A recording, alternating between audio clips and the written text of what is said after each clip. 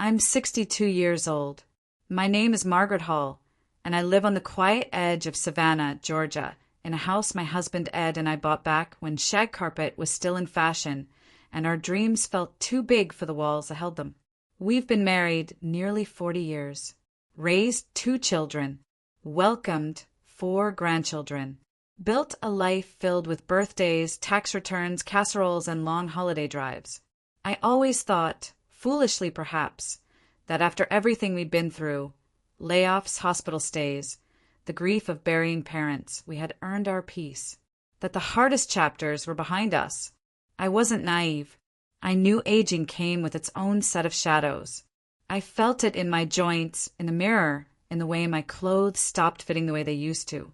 The weight gain didn't happen all at once. A few pounds after menopause, a few more after my thyroid started acting up. Before I knew it, the body I'd known my whole life had softened, shifted, thickened. I didn't complain. I still kept our home warm, made Ed's coffee the way he liked it, folded his sweaters with care. I may not have looked like I did at 30, but I was still here, still his, still devoted. But at some point he stopped seeing me. At first, I thought it was stress. Ed had been semi-retired for a couple of years, helping out part-time at his old firm. I chalked up his quietness to fatigue. I ignored the way he'd pull away when I touched his arm in bed. I pretended not to notice how quickly he'd put down his phone whenever I walked into the room. There were small things, forgotten anniversaries, a sharp tone where once there was patience. He stopped asking how I slept, stopped noticing when I dressed up for Sunday service. It was as if I'd slowly become background noise in the house we'd built together. And still I made excuses. Men his age go through phases, I told myself. He's probably just tired. Maybe he's worried about money.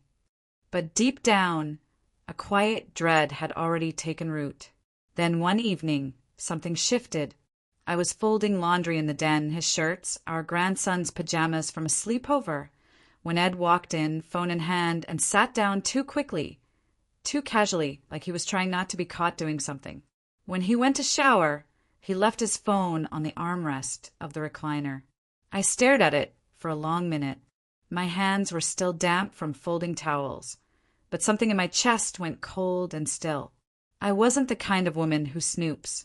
At least, I didn't used to be, but something made me reach for it.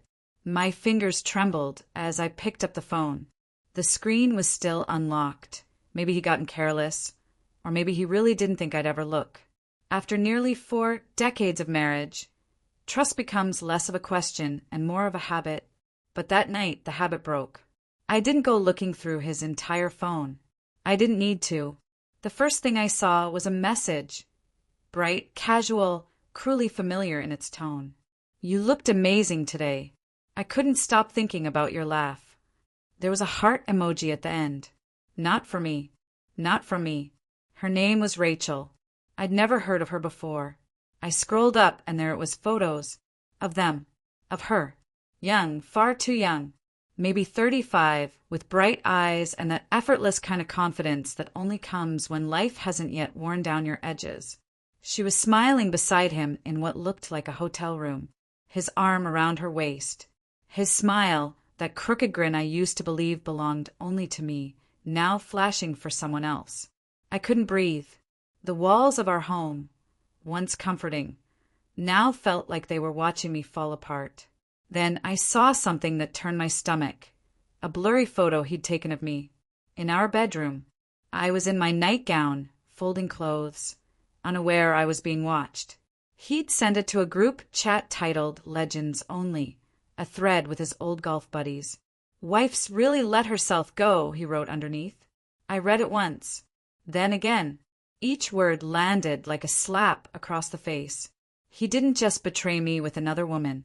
He humiliated me, mocked me, reduced me to a punchline in a space where I was supposed to be safe. I didn't cry. Not then. I just sat there, staring at that screen, feeling the years collapse under me like rotted floorboards. The dinners, the birthday cards, the way I nursed him through his knee surgery. The nights I laid awake beside him, praying for our children when they were lost and hurting. He looked at me every day and still chose this. When I finally heard the water shut off in the bathroom, I locked the phone and placed it exactly where it had been. My hands were steady. My breath was not. I didn't confront him that night. I needed time not to plan revenge, but to remember who I was before this betrayal tried to erase me. For the next few days, I became someone else. Not the woman he thought he knew. Not the wife who made his favorite lemon pie on Sundays or the one who laid out his cholesterol pills by the sink each morning. I became a witness. Silent. Focused. Listening. I noticed things I had trained myself not to see. The way he suddenly dressed better when he left the house. The cologne I hadn't smelled on him in years. How he started taking phone calls in the garage or walking out onto the porch, pretending it was a client. He thought he was clever. Thought I was too old, too tired, too trusting to notice. But I noticed everything. He started staying out later, offering the same tired excuse each time. Just grabbing dinner with the guys, helping Gary fix his boat, had to stop by the office. I nodded and smiled. I let him talk. The more he lied, the more relaxed he became. And while he was lying, I was gathering truth. One afternoon, while he was in the shower, I checked his phone again. I didn't need to snoop anymore. I already knew what I'd find. Can't wait to see you tonight. Same hotel. Her reply came just seconds later. Of course, baby. I'll bring the wine-red heart. The same hotel. The same lie. I screenshotted everything. Every photo, every message, every time-stamped proof of who he really was when he thought no one was watching. It didn't feel like revenge. It felt like clarity. Like turning on a light in a room that had been dark for years. That evening, I made dinner like always, meatloaf and mashed potatoes his favorite. I didn't say a word. I watched him eat. I studied his face. He smiled across the table and asked if I'd seen the weather forecast. I smiled back, and that smile said everything he didn't know he should be afraid of. I slept next to him that night without flinching. My body was calm. But inside me, the woman I used to be, the woman he had slowly erased, was standing up again, straight-backed, quiet, ready, because the truth wasn't just something I knew now. It was something I had the strength to name out loud. It was a Thursday evening. He was slicing tomatoes at the counter, humming a tune I didn't recognize. The kitchen smelled like garlic and butter like home used to. I walked in slowly. My hands were dry from folding laundry. My heart somehow was not racing. I had lived through the panic already. This was something else. Something colder, quieter. He didn't even look up when I spoke. How long have you been seeing Rachel? The sound of the knife stopped mid-cut. He froze, then slowly turned his head toward me, eyebrows raised like I'd asked about the weather. What? He said, too casually. Margaret, what are you talking about? His voice dipped into that patronizing register, the one men use when they want to make a woman feel foolish. Are you really going to start imagining things now? But I didn't blink. I didn't raise my voice. I just looked at him, steady, silent, and that silence did more damage than yelling ever could. For a moment, I saw something shift behind his eyes, a flicker of fear. Not of me, but of the mask slipping. And then he sighed, a long, tired breath. Yes, he said, I'm with her. No apology, no shame, just the truth laid out like a used napkin. I stood there, not moving. I wasn't shocked anymore. I was past that. Then he added, with a shrug so dismissive it made me flinch. Look, Margaret, we haven't been close in years. And let's be honest, you've changed. A lot. I needed to feel wanted again. There it was. Not just betrayal. Blame. He looked at me, the woman who had stood beside him through surgeries, unemployment, the death of his brother, and told me I was the reason he chose to leave emotionally, to lie, to cheat.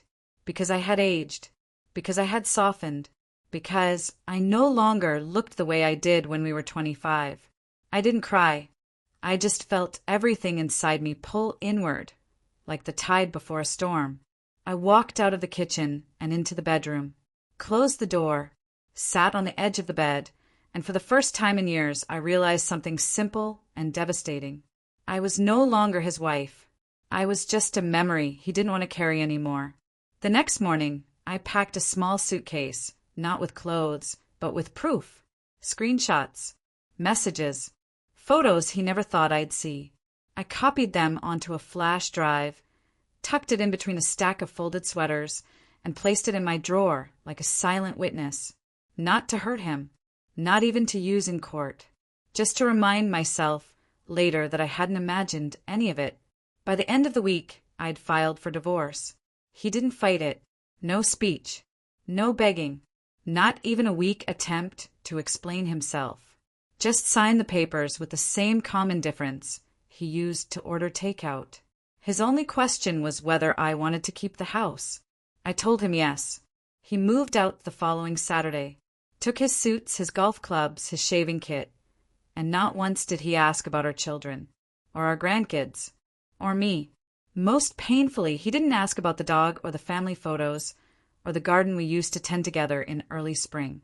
It was like he had already left months ago. This was just the final formality. He paid the court-ordered alimony with the precision of a man paying a parking ticket. No notes, no calls, no attempt to make things right. And just like that, 40 years unraveled like a ribbon pulled too hard. At night, I lay in a bed that still smelled like him. Every creak of the floorboards sounded like a memory. The silence in the house wasn't peaceful. It was loud, thick, full of questions I didn't yet know how to stop asking. But I had no time for mourning. The world doesn't pause for a woman in her 60s picking up the pieces. I started small. I joined a morning walking group at the community center, signed up to volunteer at the local library, found a part-time job as a receptionist at a small dental clinic. Just enough hours to feel useful, but not enough to wear me down. Some days I came home and cried in the laundry room. Some days I felt nothing at all. But every time I managed to do something, take out the trash, fix a leaky faucet, assemble a bookshelf, a small part of me stood a little taller. I wasn't whole yet, but I was surviving. And one quiet Thursday afternoon, while flipping through my mail, I found a letter from my oldest granddaughter. In her uneven handwriting, she wrote, "Grandma, I love how strong you are." I read it 3 times. Then I cried, but not because I was sad, because I realized I was becoming someone new. Not the wife, not the shadow, but a woman who had walked through fire and didn't burn down. A year passed. The seasons changed, the house grew quieter, and I stopped waiting for the phone to ring. I still had hard days, but they didn't crush me the way they used to. I had built a rhythm, simple, steady mine. I went back to doing little things for myself, planting herbs on the back porch, trying new recipes. No one judged. I got a new haircut, shorter than I ever dared before, and the woman I saw in the mirror finally started to resemble someone I wanted to know again. Then, one Sunday morning, I saw him. At the grocery store of all places. He looked older, thinner, less sure of himself. Rachel wasn't with him. He glanced up and saw me, standing there in front of the produce section, holding a basket of lemons. For a second, his face softened. "You look good," he said. I nodded. "I do." He lingered, searching for a way to slip back into my life like nothing had happened. He started talking about how lonely the house felt now, how Rachel wasn't quite what he expected, how maybe we could meet for coffee sometime.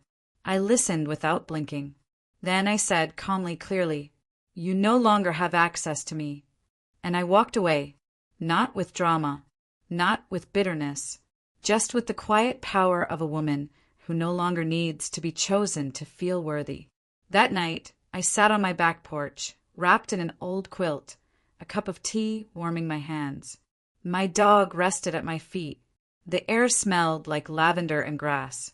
And for the first time in years, I wasn't waiting for anything. Not a text, not an apology, not even closure, because I had already built my own. A few months later, during a local book club meeting, I met someone. His name was Charles, widowed, gentle, kind in the way that doesn't ask to be noticed. He didn't try to fix me or save me. He just offered conversation and kindness and time. There were no fireworks, just a slow, warm light that didn't burn, it healed. And when he met my grandchildren, he didn't try to impress them. He knelt down, helped them with puzzles, and called them by name. My youngest grandson, the shy one, reached for his hand without hesitation. That was the moment I knew I had found something real. But more importantly, I had found me. I look back now not with regret, but with a kind of quiet gratitude. Because that storm, the betrayal, the loneliness, the unraveling, it forced me to become a woman who refuses to disappear. I am not someone's afterthought. I am not a backup plan or a faded version of who I used to be. I am still here, still standing, still whole. And if I could speak to the woman I was on that night, sitting alone in our bedroom with her world crumbling, I'd take her hand and whisper, "Don't break. You're about to become someone extraordinary."